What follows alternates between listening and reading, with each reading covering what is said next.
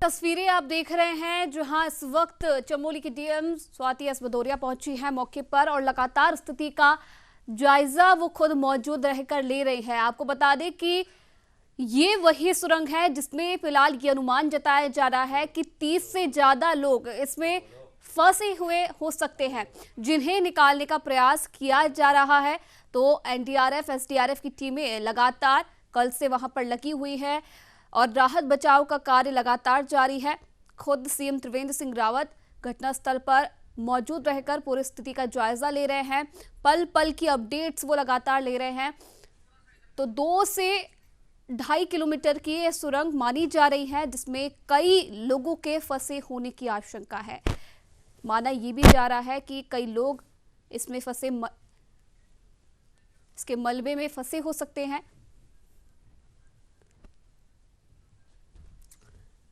देखिए, आप बड़ी संख्या में वहां देख सकते हैं जो सेना के जवान हैं वो भी मौजूद हैं।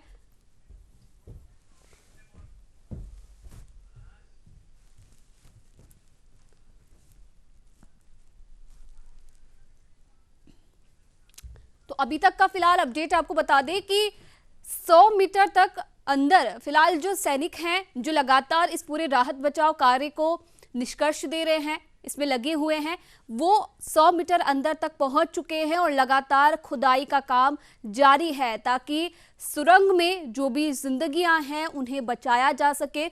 बता दें आपको कि कल जिस छोटी सुरंग से 12 लोगों को बचाया गया था उसमें इतनी कठिनाई नहीं थी, लेकिन जिस आज सुरंग में रेस्क्यू ऑपरेशन किया जा रहा है उसमें कठिनाई भी है क्योंकि काफी लंबी ये सुरंग मानी जा रही है जिसमें अंदर तक जो कल प्रलय आया था उसका मलबा जा चुका है और मलबे में कई लोगों के दबे होने की आशंका जताई जा रही है और इसीलिए लगातार रात भर ये रेस्क्यू ऑपरेशन चलाया गया। सुबह से ये रेस्क्यू ऑपरेशन किया जा रहा है। सेना के जवान वहां मौजूद हैं, तमाम टीमें इस वक्त मौजूद है आपदा प्रबंधन की वहां पर कि किसी भी तरह से मलबा वहां पर हटाया जाए और जो जिंदगियां वहां फंसी हुई है उन्हें बचाया जा सके। फिलहाल किसी तरह का अनुमान और अभी किसी तरह की संख्या यहां पर नहीं बताई गई है कि कितने लोग फिलहाल सुरंग में फंसे हो सकते हैं, लेकिन ज्यादा से ज्यादा जद्दोजहद इसी बात की जा रही है कि ज्यादा से ज्यादा अंदर फिलहाल सुरंग के जाया जा सके, सुरंग को जितना हो सके उतना खाली किया जा सके क्योंकि मलबा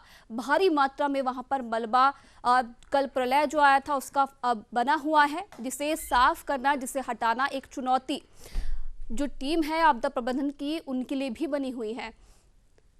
सारे उपकरण इस वक्त सेना के पास मौजूद है। लगातार हम सुनते आ रहे हैं, जो अधिकारी हैं खुद सीएम त्रिवेंद्र सिंह रावत हैं, तमाम हम बातें सुनते आ रहे हैं। जिस तरीके से जिक्र उन्होंने किया कि सामान पूरी तरीके से उपलब्ध है, सुरंग को खाली करने का किन किन चीज़ों की यहाँ पर ज़रूरत है उसका सामान यहाँ पर मौजूद है, उपकरण मौजूद है और लगातार पूरी टीमें इसी अभियान में जुटी हुई है।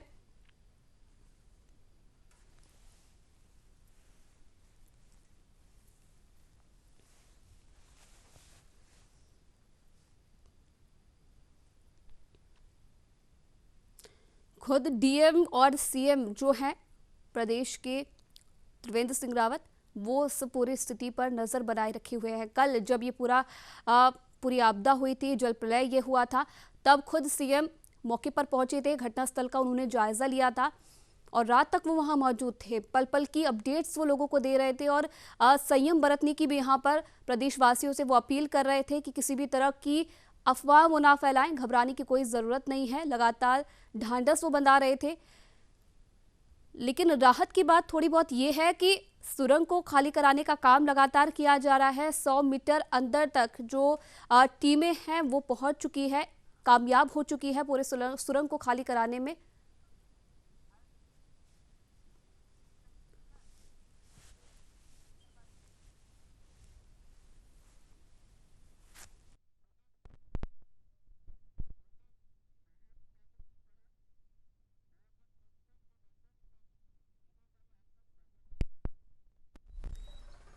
चलिए फिलहाल बढ़ते आगे। उत्तराखंड के चमोली जिले में रविवार को नंदा देवी ग्लेशियर का एक हिस्सा टूटने के कारण ऋषिगंगा घाटी में अचानक विकराल बाढ़ आ गई। फिलहाल तपोवन टनल में रेस्क्यू ऑपरेशन जारी है, जिसे लेकर मुख्यमंत्री त्रिवेंद्र सिंह रावत ने बताया है कि तपोवन प्रोजेक्ट का काम चल रहा था और इसमें बड़ी संख्या में श्रमिक काम कर रहे थे। अभी भी 200 से ज्यादा लोग लापता है। उन्होंने कहा कि मैंने अपने मुख्य सचिव को बोला है कि यहाँ मौजूद इसरो के वैज्ञानिकों की मदद से ग्लेशियर टूटने के कारणों को ढूंढा जाए ताकि भविष्य में हम एहतियात बरत सके। तो ये आपदा है, इसको मैं समझता हूँ कि इसी रूप में देखना चाहिए। और अब हम क्या कर सकते हैं, जो जीवित हैं उनकी हम कैसे मदद कर सकते हैं, जो नहीं रहे उनके परिवार को हम किस ढंग से सहयोग कर सकते हैं, वो एक बड़ा विषय है। सर, आपने कोई ऐसे निर्देश भी दिए हैं कि जो ग्लेशियर टूटा है, क्या स्थिति वहाँ ऐसी बनी है कि उसकी स्टडी की जाए कोई? हाँ, मैंने चीफ सेक्रेटरी जो हमारे हैं ओम प्रकाश जी, उनको कहा है कि जो यहाँ पर हमारे वैज्ञानिक हैं, इसरो के वैज्ञानिक हैं, अगर उसके कारणों का कुछ पता चल जाए और उसका कारण ढूंढें, तो फिर ताकि भविष्य में कुछ एहतियात बरता जा सके।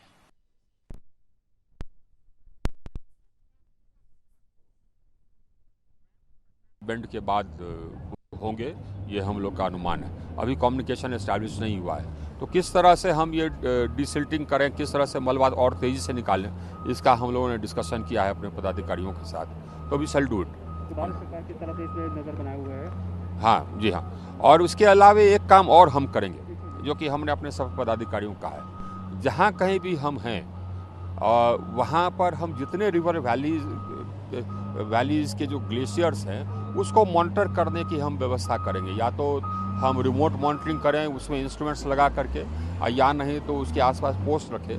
ये आवश्यक है, सिर्फ हमारे प्रोजेक्ट से लेकर, ये आवश्यक है पूरे जनमानस के लिए, क्योंकि फ्लैश फ्लड्स आएगा, ग्लेशियर्स हैं, मेल्ट होंगे, एवलांस होंगे, जहाँ बर्फ़ होता है वहाँ एवलांस होगा, जगह जगह होगा। अगर लोगों को पहले से जानकारी हो जाए, गांव वालों को, तो वो अपने आप को बचा सकेंगे। तो इसकी आवश्यकता हमको महसूस हुई जबकि हम ये इधर आ रहे थे और इसके बारे में डिस्कशन कर रहे थे। तो ये हम लोग करेंगे। आखिरी सवाल मेरा, 13 गाँव जो है अभी कनेक्टिविटी से कट गए, उसको लेकर के कुछ दिशा निर्देश आपने दिए? ये जो कनेक्टिविटी कटा है उसको हम लोग फिर से रिस्टोर करने का प्रयास करेंगे। और वहाँ पे राहत कार्य पहुँचाए जा रहे हैं। टोटल 2500 पॉपुलेशन है वहाँ, और हमारे राहत कार्य जारी है वहाँ। डीआईजी अशोक कुमार को भी आप सुन रहे थे, जिनका साफ तौर पर कहना है कि लगातार राहत बचाव का कार्य जारी है और हर भरसक प्रयास यहाँ पर किए जा रहे हैं ताकि लोगों को ज्यादा से ज्यादा बचाया जा सके जो भी अंदर मौजूद हैं। चलिए, संवाददाता सत्येंद्र पुनीर यहाँ पर हमारे साथ जुड़ रहे हैं ज्यादा जानकारी के लिए। सत्येंद्र, लगातार राहत बचाव का कार्य जारी है। अभी तक 19 लोगों के शव मिल चुके हैं। खुद त्रिवेंद्र सिंह रावत जो कि सीएम है, उन्होंने इस बात की जानकारी दी है। अपडेट फिलहाल अभी तक क्या कुछ मिल रहा है, क्योंकि जो सुरंग जिसमें माना यह जा रहा था कि काफी मुश्किल हो सकती है, उसमें अब रेस्क्यू कहीं ना कहीं चलाया जा रहा है। तो फिलहाल अपडेट क्या कुछ मिल रहा है? देखिए आयुषी, जो मैं आपको ताजा अपडेट बता दूं, अभी 120 जो लोग लापता है उनकी लिस्ट तैयार हो चुकी है। साथ ही 19 लोगों की जो यहाँ पे मरने की पुष्टि हो चुकी है, लेकिन फिर भी 4 शव अभी यहाँ पे अलकनंदा नदी में अभी मिले हैं। गौचर के समीप 2 शवों को रेस्क्यू किया गया है और साथ ही 2 अलकनंदा संगम स्थल पर 2 शवों को और निकाला गया। तो कुल मिला के 22 जो शव हैं वो प्राप्त हो चुके हैं और 25 लोगों का रेस्क्यू कर चुके हैं। लेकिन इस जो ये रेस्क्यू है, यहाँ पे सेना का जो चिनूक हेलीकॉप्टर और साथ ही सेना के 3 MKI हेलीकॉप्टर यहाँ पे लगाए गए हैं रेस्क्यू के लिए, और यहाँ पे युद्ध स्तर पे रेस्क्यू किया जा रहा है। साथ ही जो वहाँ पे जिला प्रशासन के जो लोग हैं वो लगातार रेस्क्यू पे नजर बनाए रखे हैं। और जो यहाँ के जो मुख्य बात है कि जो स्थानीय में 9 लोग अभी भी लापता हैं। जो नजदीकी के जो गाँव के जो महिलाएं थी जो घास लेने वहाँ पे गई थी, वो महिलाएं भी वहाँ पे अभी मिसिंग बताई जा रही है। जी चलिए सत्येंद्र, माफ कीजिएगा, क्या कुछ और यहाँ पर जानकारी फिलहाल मिल पा रही है संख्या को लेकर? क्योंकि कल जिस प्रकार से हमने देखा था, जो सुरंग जिसमें राहत बचाव किया गया था सेना की तरफ से, आईटीबीपी की तरफ से, वहां से 12 लोगों का रेस्क्यू किया गया था। अनुमान फिलहाल क्या कुछ जताया जा रहा है कि कितनी संख्या में लोग इस टनल में फंसे हो सकते हैं? क्योंकि बड़ी टनल ये मानी जा रही है, मुसीबत काफी हो सकती है। संख्या का फिलहाल क्या कुछ अनुमान जताया है? ऐसे देखिए, यहाँ पे लगभग 4 से 5 जो कंपनियां हैं वो पावर प्रोजेक्ट की कंपनियां हैं। इसमें NTPC हुआ, ऋषिगंगा पावर प्रोजेक्ट हुआ, जो सबसे बड़े ये प्रोजेक्ट हैं। इनके अंदर जो टनल बनी हुई है, इसके अंदर कहीं लोगों के फंसने की सूचना है, जिनका जो डाटा तैयार हुआ, तो डाटा में लगभग 140 लोग हैं जिनका अभी तक पता नहीं चल पाया है। और जो लोकलों की बात करें, जो स्थानीय वहाँ पे कोई अपने जो आजीविका होती है, जो रोजमर्रा के जो लोग वो काम करते हैं, उसके लिए कहीं घास में जंगल में लकड़ी वगैरह लेने के लिए जो लोग वहाँ पे गए हुए थे, वो भी मिसिंग बताए जा रहे हैं। तो अब देखना यह होगा कि कितनी देर में इन लोगों के वो साफ हो पाता है कि कितने लोग फंसे हुए हैं। लेकिन फिलहाल जो अभी जानकारी मिली है कि 140 लोग लापता हैं। जी सत्येंद्र, फिलहाल माना ये जा रहा है और जानकारी ये भी मिल रही है कि सचिवालय में फिलहाल बैठक यहाँ पर की जा रही है। सीएम खुद समीक्षा पूरे मामले की कर रहे हैं और सचिवालय में वरिष्ठ अधिकारियों के साथ बैठक भी यहाँ पर की जा रही है। उसे लेकर क्या कुछ जानकारी मिल रही है? आयुषी, देखिए, मैं जहाँ तक बात की जाती है, बड़े बड़े जो उच्च अधिकारी हैं, चाहे डीजी हो या एनडीआरएफ के जो लोग हो, चाहे वो सरकार में बैठे बड़े लोग हो, यहाँ पर चमोली का जो दौरा कर चुके हैं। खुद निशंक यहाँ पे सुबह पहुंचे थे, उन्होंने भी हालातों का वहाँ पे दौरा किया। इसके बाद जो बड़े उच्च अधिकारी हैं उनके साथ वार्ता हो रही है। साथ ही कम्युनिकेशन जो यहाँ पे बढ़ रहा है, वो स्थानीय जो पुलिस है उनके साथ, और सभी लोग यहाँ पे रेस्क्यू में तेजी लाने की कोशिश कर रहे हैं। जी सत्येंद्र, जिस तरीके से कल ये भी देखने को मिला था, क्योंकि जब देर रात ये पूरा रेस्क्यू ऑपरेशन चलाया जा रहा था, कहीं ना कहीं ये भी देखा गया था कि अब काफी परेशानी पानी के कारण जो टीमें हैं वहां पर उनको हो रही है। झील ग्लेशियर के कारण कहीं ना कहीं बन गई है, जिससे दिक्कतें रात को होनी शुरू हो जाती है। तो क्या कुछ और यहाँ पर देखने को मिल रहा है? कितनी देर का ये रेस्क्यू ऑपरेशन चलाया जाएगा सेना की तरफ से, और क्या कुछ यहाँ पर आगे किया जाएगा ताकि जो ये सुरंग है इसे जल्द से जल्द खाली किया जा सके?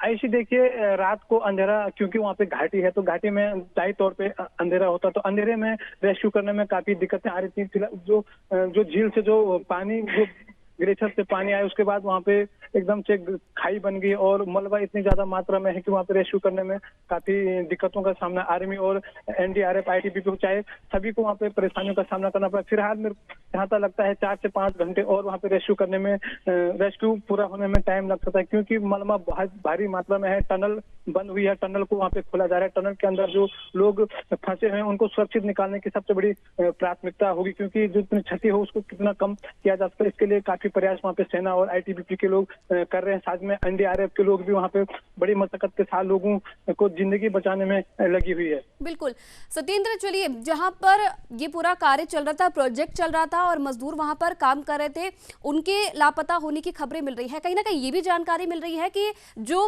स्थानीय लोग थे, जो कि गांव में रहते थे, गांव के लोग हैं, वो भी कई मिसिंग है, कई गायब है। तो क्या उन्हें लेकर फिलहाल यहाँ पर बयान आए हैं? उन्हें लेकर क्या कुछ जानकारी मिल रही है? क्योंकि कई बार ये भी खबर सामने आई है कि उनमें से जो ग्रामीण लोग हैं, उनमें से भी कई लोग ऐसे हो सकते हैं जो इस टनल के अंदर फंसे हुए हैं। ऐसी, देखिए, कल संडे का दिन भी था, तो जो वहाँ के लोकल जो लोग होते हैं वो ओवर टाइम के लिए वहाँ पे जाते हैं, नौकरी करते हैं ओवर टाइम के लिए 2-3 घंटे के लिए। तो 10 बजे का जो टाइम था, उस समय कई वहाँ के जो स्थानीय लोग थे वो भी टनल के अंदर काम करने गए होंगे, तो उनकी मिसिंग होने की भी सूचना वहाँ पे है। चलिए, बहुत बहुत धन्यवाद सत्येंद्र पंडित, तमाम जानकारी देने के लिए। लगातार आप खबर पर नजर बनाए रखिएगा, अपडेट्स आपसे लेते रहेंगे। तो सचिवालय में फिलहाल वरिष्ठ अधिकारियों के साथ बैठक चल रही है, आपदा राहत और बचाव कार्यों की समीक्षा की जा रही है, क्योंकि देखिए लगातार परेशानी काफी हो रही है।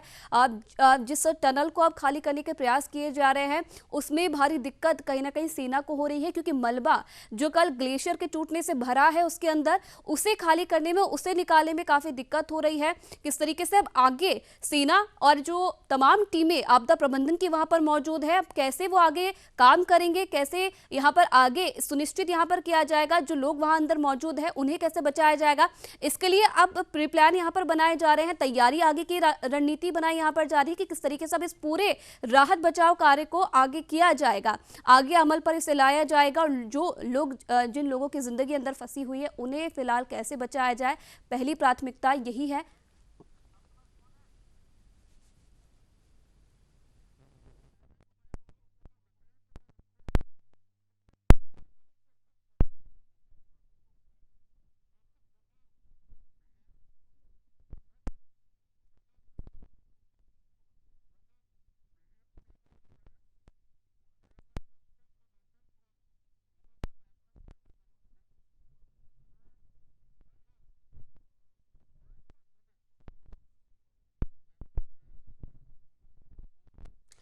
चलिए, भूवैज्ञानिक सुशील कुमार जी यहाँ पर हमारे साथ जुड़ रहे हैं। बहुत स्वागत है सुशील जी न्यूज इंडिया में आपका।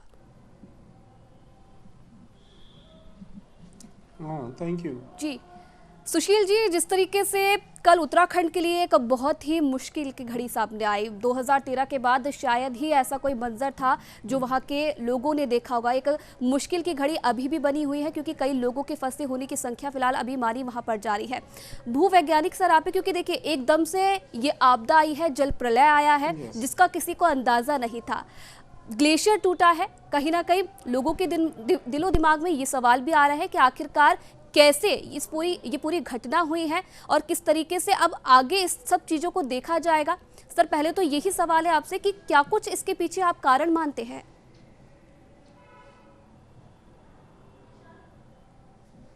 देखिए, ये तो हम मानते हैं पहले से कि जहाँ पर ग्लेशियर्स हैं, बड़े बड़े ग्लेशियर्स हैं, हमारा संस्थान वाडिया इंस्टीट्यूट उसमें ऑलरेडी बहुत सारा काम कर रहा है। मेरा वैसे एक्सपर्टीज़ भूकंप जो आते हैं, लेकिन हमने ग्लेशियल भूकंप पर भी काम किया है और कर रहे हैं ऑलरेडी वाडिया इंस्टीट्यूट में। तो इस त्रासदी में मैं मानता हूँ कि जो पीछे रिसेंटली अभी कुछ दिनों में बहुत ज़्यादा स्नोफॉल हुआ है और उसका कवर भी जो है स्नोफॉल का वो काफ़ी हैवी हो गया है। तो मैं मानता हूँ कि जो ये क्या होता है कि ये टेम्परेचर डिफरेंस होता है। यदि जो पुराना स्नो था उसके ऊपर अचानक से बहुत सारा स्नो आ जाए जी, तो उसके बीच में टेम्परेचर डिफरेंस हो जाता है जी, और उसमें जो उसे वो टेम्परेचर डिफरेंस से जो मेल्टिंग होती है उस ट्रांजिशन पर ज़्यादा होती है। उससे क्या होता है कि उस मेल्टिंग से ये चांसेस हैं कि एवेलेंच को वो फैसिलिटेट करता है। तो इसका ये कारण ये भी हो सकता है जी कि उसने उसे फैसिलिटेट किया और जैसे बहुत सारा स्नो एकदम से नीचे आया और हमारा जो ऋषिगंगा बांध था उसमें जो पानी था उसे भी साथ में ले लिया जी, और उसकी पावर फ्लो की इतनी ज़्यादा हो गई थी कि पूरे डैम को तोड़ दिया उसने जी। तो ये चूंकि वो नैरो वैली है तो अभी नैरो वैली में बहुत तेज़ी से होगा, तो आसपास जितना भी था और नीचे तपोवन में जो विष्णु घाट में जो परियोजना जो वो बना रहे हैं उसे भी पूरा वॉश आउट कर दिया क्योंकि उसका फ्लो वहाँ पर बहुत ज़्यादा था जी। तो इस तरह की त्रासदी को हम लोग वैसे गवर्नमेंट अपने उसमें बहुत सारे काम कर रही है, परंतु इस तरह की त्रासदी को इस तरह से देखना ये बहुत ही एकदम से कहते हैं कि प्राकृतिक आपदा का कोई समय और निश्चित नहीं होता जी। तो इसलिए ये इतनी सारी त्रासदी हो गई और जैसे ही उसे पानी को नीचे मिला, स्पेस मिला, तो वो उसकी स्पीड स्लो हो गई। पर अभी भी हमें ध्यान रखना होगा भविष्य में भी और अभी रिसेंटली भी कोई और तेजी से इस तरह का एवलांच ना हो जाए तो उस पर भी और जो आसपास लोग हैं रिवर के उन्हें हटाना होगा जी। लेकिन सुशील कुमार जी, एक रीजन यहाँ पर इस बारे में भी यहाँ पर चर्चा की जा रही है कि यही वैसे मैं मानता हूँ कि यही जी सर आप बात पूरी कर सकते हैं। हाँ जी जी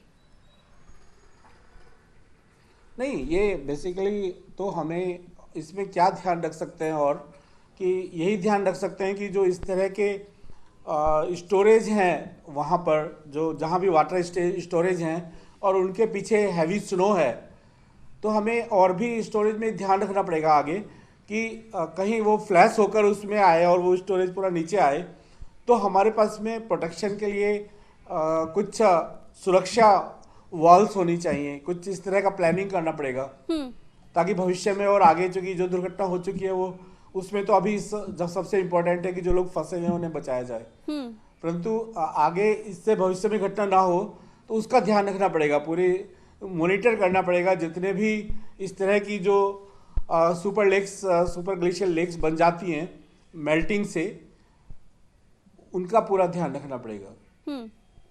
सर क्या कुछ काम इसके लिए किया जा सकता है? क्योंकि देखिए उत्तराखंड के रास्तों की मैं बात करूं या फिर पहाड़ी राज्यों के मैं रास्तों की बात करूं, क्योंकि वहां पर अमूमन चीजें ऐसी हैं, अमूमन रास्ते ऐसे हैं जहां पर बहुत ही सकड़ी गलियों के जैसा ही एक वहां पर रोड है, जहां से जिस तरीके से आपने भी इस बात का जिक्र किया कि जब वो ग्लेशियर टूटा तो उसे फैलने के लिए, उस पानी को फैलने के लिए जगह नहीं मिल पाई क्योंकि रोड इतनी सकरी थी, जो एरिया था वो इतना सकरा था, क्योंकि और इस कारण से जो ये पूरा हमें देखने को मिल रहा है मंजर वो इस कारण से हो सकता है। तो आगे क्या कुछ सर इसके लिए काम किया जा सकता है, क्योंकि कई लोग इसकी चपेट में आ गए हैं?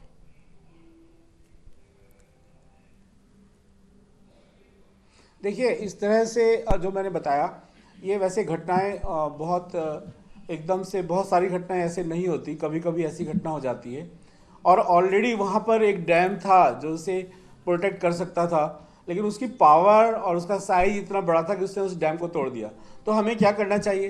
तो हमें सबसे पहले तो ये ध्यान रखना पड़ेगा कि जो इस तरह का यदि कोई दोबारा से इस तरह का घटना आए तो उस पावर को कैसे कंट्रोल करेंगे हम लोग।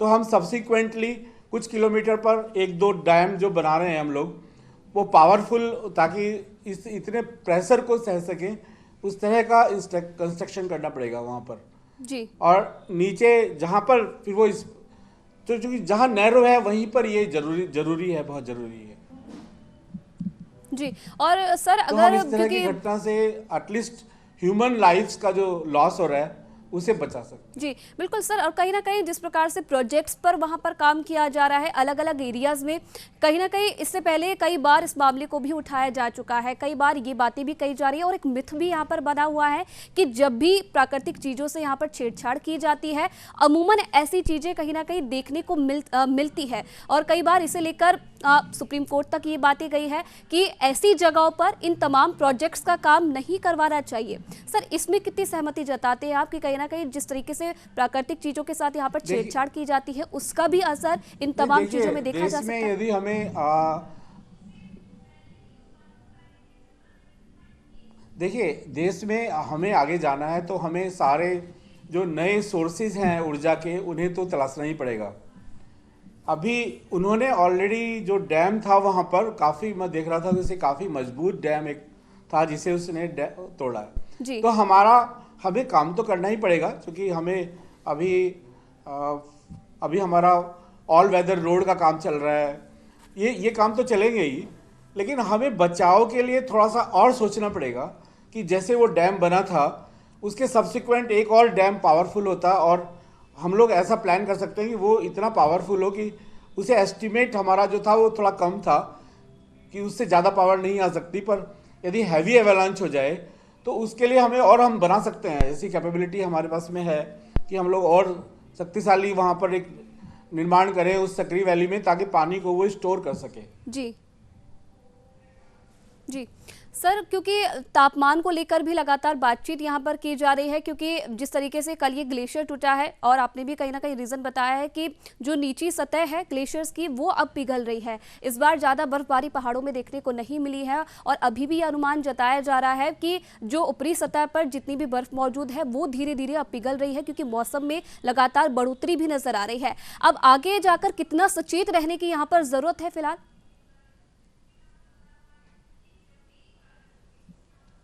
नहीं, मुझे लगता है कि जो त्रासदी हुई है अभी, तो जो अभी नेक्स्ट एवलांच होगा कोई इस तरह का, तो वो ऑलरेडी एकोमुलेट कर चुका है। जो कि मैंने बताया कि नीचे जो टेम्परेचर डिफरेंस होता है, ऊपर की सतह जो होती है वो कम टेम्परेचर होता है उसका, तो टेम्परेचर डिफरेंस से वो फैसिलिटेट करती है उसे मूव करने के लिए। तो मैं समझता हूँ कि अभी हो सकता है, पर इस लेवल का नहीं हो सकता जिस लेवल का ये हुआ है। जी सर, अब लगातार सेना की तरफ से यहाँ पर कार्य जारी है और तमाम टीमें वहाँ पर मौजूद है। कितना क्या कुछ लगता है आपको, कितना समय यहाँ पर लग सकता है? क्योंकि कई लोगों के फंसे होने की फिलहाल आशंका जताई जा रही है और माना जा रहा है कि ग्लेशियर जो अपने साथ मलबा लेकर आया है वो एक टनल में यहाँ पर फंस गया है और जिसमें कई लोगों के दबे होने की भी आशंका फिलहाल जताई जा रही है। तो सर अगर टाइमिंग की हम यहाँ बात करें, कितना टाइमिंग यहाँ पर लग सकता है सेना को, क्योंकि लगातार प्रयास तो यहाँ पर किए जा रहे हैं? देखिए, ये जो आपने प्रश्न किया इसमें मैं एक कहना चाहूँगा कि हमारा प्रशासन पूरी तरह से, सारी आईटीबीपी से लेकर सारी टीमें पूरी तरह से जुटी हुई हैं। हमारे चीफ मिनिस्टर से लेकर डिजास्टर मैनेजमेंट सिस्टम, हमारा अपना वाडिया इंस्टीट्यूट की टीमें गई हुई हैं वहाँ पर, सब लोग। ये तो बेसिकली समय के अनुसार वो पूरी तरह से लगे हुए हैं। अब इसमें कोई कैलकुलेशन नहीं कर सकते हैं कि कितना जल्दी, क्योंकि वो जितना उन्हें फैसिलिटी मिल रही है वो पूरी तरह से लगे हुए हैं। बिल्कुल, होपफुली मुझे लगता है कि जल्दी ही ये हो पाएगा। जी चलिए सर, आप बने रहिए हमारे साथ, लगातार आपसे बातचीत करते रहेंगे। तो फिलहाल जिस तरीके से चमोली में कल ग्लेशियर तबाही इसने मचा दी है, कई लोगों के अभी भी मलबे में दबे होने की आशंका जताई जा रही है। राहत बचाव का कार्य यहाँ पर फिलहाल जारी है। तो चलिए फिलहाल रुकते हैं छोटे से ब्रेक के लिए, जल्द हाजिर होंगे। आप देखते रहिए न्यूज़ इंडिया। तो चलिए ब्रेक के बाद एक बार फिर से स्वागत है आप सभी का। लगातार हम बात कर रहे हैं चमोली में आई जल प्रलय की। लगातार अपडेट्स हम आपको दे रहे हैं कि कई लोगों के शव फिलहाल अभी तक निकाले जा चुके हैं। रेस्क्यू ऑपरेशन लगातार जारी है। तमाम टीमें वहां पर मौजूद है जो कि जद्दोजहद कर रहे हैं कि कैसे भी करके जो लोग अभी तक मलबे में फंसे हुए उनकी जिंदगियों को बचाया जाए। चलिए यहाँ पर हमारे साथ मेहमान लगातार जुड़े हुए हैं। सुशील कुमार जी, उनसे बातचीत हम कर रहे हैं कि आखिरकार वजह क्या बनी है। सुशील जी, क्योंकि देखिए अगर हमें विकास चाहिए और लोगों तक हर सुविधाएं मुहैया यहाँ पर कराई जानी चाहिए, हर योजना उन तक पहुंचे, तो इसके लिए लगातार जो योजना परियोजना है उन्हें अमली जामा पहनाने की यहाँ पर जरूरत है। और लगातार सरकारें भी, जो राज्य सरकार है वो भी प्रयास यहाँ पर कर रहे हैं। लेकिन इसी बीच अगर परियोजनाएं और योजना यहाँ पे हमें लानी है, इस बीच हमें जो हिम इकोलॉजी है उसे कैसे सुरक्षित रख सकते हैं ताकि जो भी ये चीजें जिन्हें हम अमली जामा पहनाने की यहाँ पर कोशिश कर रहे हैं इसका असर हिम इकोलॉजी पर ना पड़े, इसके लिए सरकार क्या कुछ कर सकती है?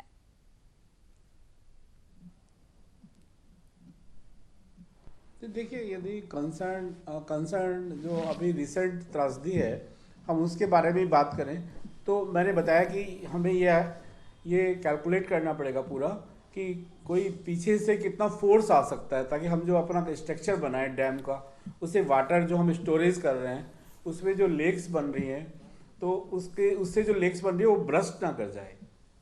तो ये सबसे इम्पोर्टेंट है कि हमें उसका ध्यान रखना पड़ेगा। जैसे अभी हम ऑल वेदर रोड्स बना रहे हैं तो उनकी जो कटिंग हो रही है तो हमें उसका पूरा ध्यान रखना होगा कि रिटेनिंग वॉल पूरी तरह से उसे प्रोटेक्ट कर सके। जो हम बेसिकली रोड वाइडन करने के लिए जो कटिंग कर रहे हैं उसे पूरी तरह से प्रोटेक्ट कर सके ताकि मानसून में या इस तरह के सीजन में वो नीचे रोड पर पूरी तरह से पहाड़ ना आए किसी तरह से। तो ये ध्यान रखना होगा।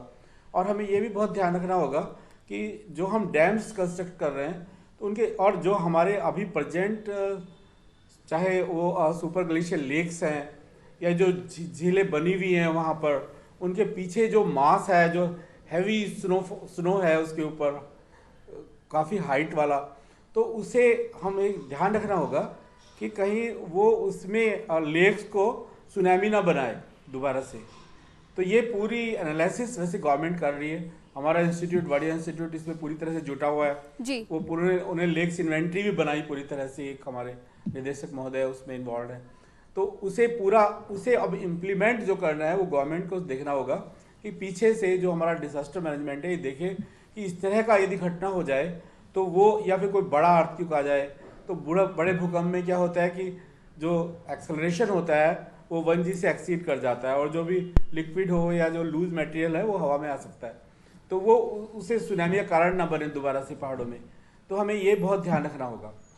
जी सुशील जी, हमारा ये भी जा रहा है क्योंकि एक रिपोर्ट के हिसाब से अगर हिमालय की स्थिति की हम बात करें तो 20 साल में सबसे गर्म अभी हिमालय को माना जा रहा है। और जिस तरीके का जल प्रलय कल देखने को मिला है, कई भूवैज्ञानिकों ने इस बात का अनुमान पहले भी जताया था और यहाँ पर सचेत भी किया था। और कहीं ना कहीं अगर हम देखते हैं ऐसी आपदा जब आती है, ऐसा प्रलय आता है, तो सबसे ज़्यादा उंगलियाँ जो बड़े प्रोजेक्ट्स होते हैं, जो पावर प्रोजेक्ट्स होते हैं, जो बांध होते हैं, उन पर उठना यहाँ पर शुरू हो जाते हैं। और कई बार जो मंत्रालय है, रिलेटेड मंत्रालय है, वो भी इसे लेकर चिंता जता चुका है। सर, आप कितना जिम्मेदार मानते हैं इन पावर प्रोजेक्ट्स को, ऐसे जो भी आपदाएं आती हैं उन पर?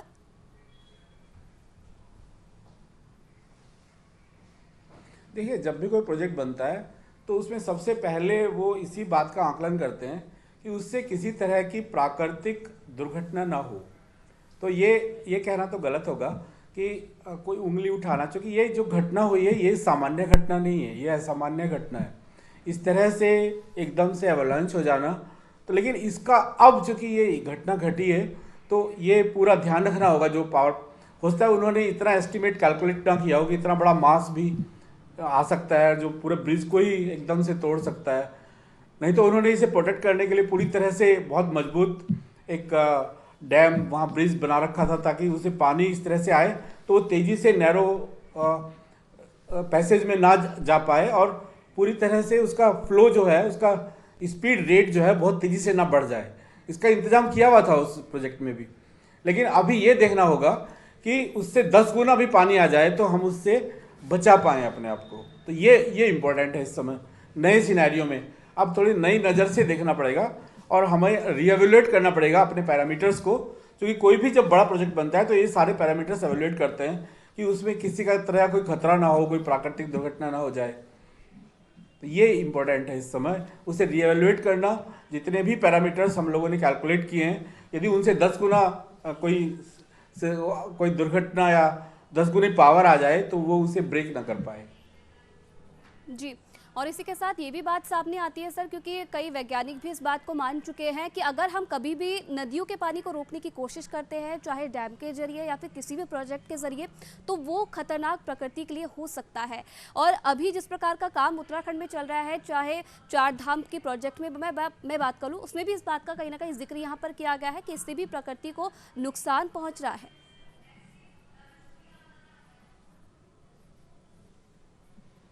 नहीं, देखिए, जैसे अभी टिहरी बांध बना है, उसमें बहुत बड़ी झील है, लेकिन उसकी जो पावर है, जो डैम की जो स्ट्रेंथ है, वो 8 मैग्नीट्यूड का भी भूकंप आ जाए उससे ज़्यादा है जी। तो वहाँ कोई त्रासदी होने की संभावना चूँकि जब हमें ऊर्जा की भी ज़रूरत है और इस तरह के प्रोजेक्ट की भी ज़रूरत है, तो हमें उस तरह से तो चलना पड़ेगा और हमें ये देखना पड़ेगा कि हम लोग जो प्रोटेक्शन कर रहे हैं इस समय, आप देखेंगे कि पूरी तरह से टिहरी डिबांग बांध में भी पूरी तरह से प्रोटेक्शन किया हुआ है और नज़र बनाए हुए हैं पूरी तरह से कि कहीं कोई इस तरह का घटना ना हो। और ऑलरेडी उसका एस्टिमेशन उस मैग्नीट्यूड पर किया है जिसकी अभी इस इलाके में एकदम से नहीं संभावना है कुछ भी। तो अभी हमें इसका ध्यान रख रहे हैं, या फिर हम जितना सोच सकते हैं कि यहाँ इतना बड़ा भूकंप या इतना बड़ी त्रासदी हो सकती है, तो उसी लेवल पर उसे कंस्ट्रक्ट किया है। तो हमें वो तो हम कर ही रहे हैं ऑलरेडी, वैज्ञानिक और प्रशासन और सभी लोग उसका पूरा ध्यान रख रहे हैं। जो प्रोजेक्ट कोई भी कंस्ट्रक्ट होता है तो उसमें इस बात का पूरा ध्यान रखा जाता है। अभी हमें नए एंगल से भी देखना पड़ेगा कि इस तरह की यदि दुर्घटना होती है जैसी कल हुई, तो हमें किस तरह से और प्रोटेक्शन उसमें डालना है। तो हमें प्रोटेक्शन पैरामीटर्स को और ऐड करना है उसमें, सबसे इम्पोर्टेंट ये है। जी, चलिए, बिल्कुल, बहुत बहुत धन्यवाद सुशील कुमार जी, तमाम जानकारी हमारे साथ साझा करने के लिए और तमाम चीज़ें हमारे दर्शकों को बताने के लिए कि आखिरकार क्या कुछ अब सरकार की तरफ से यहाँ पर किया जा सकता है और अब ऐसे क्या कुछ कदम उठाने चाहिए सरकार को, ताकि अब भविष्य में ऐसी और भी आपदाएं ना देखने को मिले। बहुत बहुत धन्यवाद सुशील जी। तो चलिए, जिस तरीके से लगातार अपडेट हम आपको दे रहे हैं, लगातार राहत बचाव का कार्य चमोली में जारी है। तपोवन में कहीं ना कहीं काम किया जा रहा है। टनल के अंदर जो भी लोग फंसे हैं उन्हें निकालने का फिलहाल अनुमान यहां पर जताया जा रहा है कि 150 से ज्यादा लोग अभी तक मिसिंग फिलहाल इस पूरे ग्लेशियर के टूटने से बताए जा रहे हैं। तो चलिए बढ़ते आगे। चमोली में ग्लेशियर टूटने से मची तबाही में अब तक 19 लोगों की मौत हो गई है। तबाही के बाद से करीब 170 लोग लापता हैं। चमोली जिले में राहत और बचाव का कार्य जारी है। आईटीबीपी, एनडीआरएफ और एसडीआरएफ की टीम लगातार बचाव काम में जुटी है। और इस घटना के बाद बीजेपी सांसद तीरथ सिंह रावत ने घटनास्थल का जायजा लिया है। कल जब ये घटना घटी है तो पूरा देश और प्रदेश पूरी तरह से शासन प्रशासन निगाहें गाड़ी नहीं बल्कि पूरी तरह राहत कार्य में भी जुटाने की बात हुई है। एनडीआरएफ, एसडीआरएफ और आईटीबीपी, अन्य फोर्सें, पूरी तरह प्रशासन जुटा हुआ कल से ही और राहत कार्य में लगा हुआ है। बड़ा दुखद घटना है और उस सब के साथ में जो भी यहाँ घायल हुए, इस आपदा में फंसे हैं, उनके साथ सब लोग खड़े हैं। तो वहीं दूसरी तरफ नेता प्रतिपक्ष डॉक्टर इंदिरा हृदयेश ने चमोली हादसे को लेकर सीएम त्रिवेंद्र सिंह रावत से फोन पर बात की है। उन्होंने एसडीआरएफ अधिकारी रिद्धिमा अग्रवाल से भी बात की और पूरी घटना के बारे में जानकारी दी। उन्होंने कहा कि संकट की इस घड़ी में कांग्रेस जनता के साथ खड़ी है और हमारी हार्दिक संवेदनाएं आपदा पीड़ितों के साथ हैं। चमोली जिले में भारी क्षति हुई है। 2 पावर प्रोजेक्ट जो वहाँ बन रही थी, भारी संख्या में लोग काम कर रहे थे, वो क्षतिग्रस्त हो गई हैं। भारी पानी आ चुका है, ग्लेशियर टूट गए हैं, जनहानि भी हुई है, धनहानि भी हुई है। कांग्रेस पार्टी इस कष्ट के समय में जनता के साथ खड़ी है और हमारी हार्दिक संवेदनाएं हैं उनके प्रति।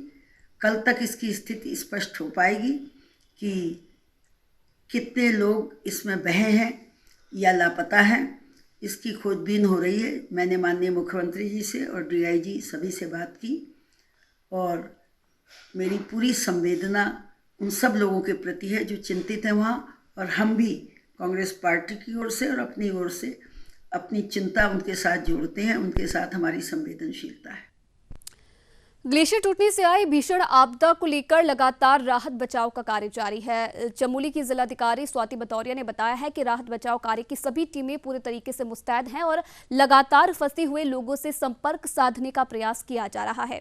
मीडिया से बातचीत करते हुए उन्होंने बताया कि मौके पर मेडिकल की टीम भी मौजूद है, जिससे रेस्क्यू किए गए लोगों को त्वरित उपचार मिल सके। साथ ही उन्होंने बताया कि प्रभावित लोगों को राशन भी मुहैया करवाया जा रहा है।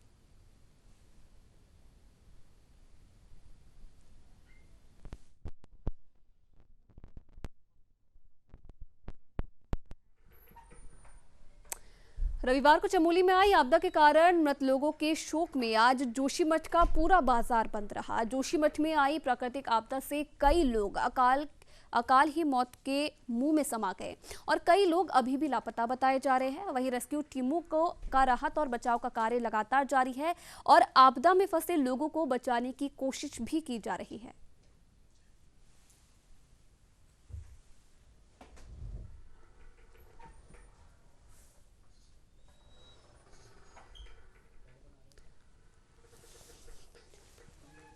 तो आपको बता दें कि कल जिस प्रकार का जल प्रलय चमोली में देखा गया, उसके बाद आज बाजार भी बंद रहा। जो भी लोग हैं सबका ध्यान सिर्फ इसी प्राकृतिक आपदा में अपने अपने तरीके से शोक और संवेदना व्यक्त लोग कर रहे हैं। करीब 200 लोग अभी भी इस पूरे जल प्रलय में गायब है। यहाँ पे ग्लेशियर फटने से जो भी लोकल लोग या मजदूर, दिहाड़ी मजदूर जिनका देहांत हो चुका है, उसमें पूरा जोशीमठ मार्केट बंद है। जो कि हमारे गढ़वाली लड़के लोग वहाँ शहीद हो चुके हैं, इसलिए पूरा मार्केट उनके शोक समारोह में बंद है।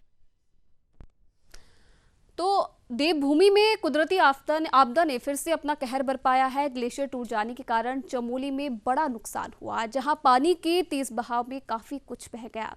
प्लांट से लेकर पोल और घर तक को इस हादसे में नुकसान हुआ है। ब्लड है हमारे पास ऑलरेडी, वो संसाधन अवेलेबल है, तो हम लोग उनके पास पहुंच रहे हैं। और कब तक कंप्लीट हो जाएगा रेस्क्यू का काम? रेस्क्यू तो अब ये मुझे तो यही उम्मीद है कि आज रात तक हम लगे रहेंगे। देखते हैं कैसे आगे पैटर्न्स आता है। उम्मीद तो है कि लेट नाइट तक हम लोग उन तक पहुंचने का, जो फंसे हुए हैं हमारे साथी, तो वहाँ पहुंचने की हमारे पे मतलब संभावना है। अभी हमारे पावर मिनिस्टर भी आए, डीजीपी, सब लोग, हम लोग सब ये देख रहे हैं इस चीज़ को, इसका इंस्पेक्शन करा है। सबसे अच्छी बात यह है कि सब लोग लगे, सारी एजेंसी जितनी हैं, चाहे वो आईटीबीपी हो, इंडियन आर्मी हो, स्टेट पुलिस हो और एनडीआरएफ हो, हर कोई वहाँ पे अपनी अपनी योग्यता स्किल के हिसाब से इसमें पार्टिसिपेट कर रहे हैं। और मैं देख रहा हूँ कि एक अच्छा साइन भी है और मुझे उम्मीद है कि इन सब की मेहनत सफल होगी।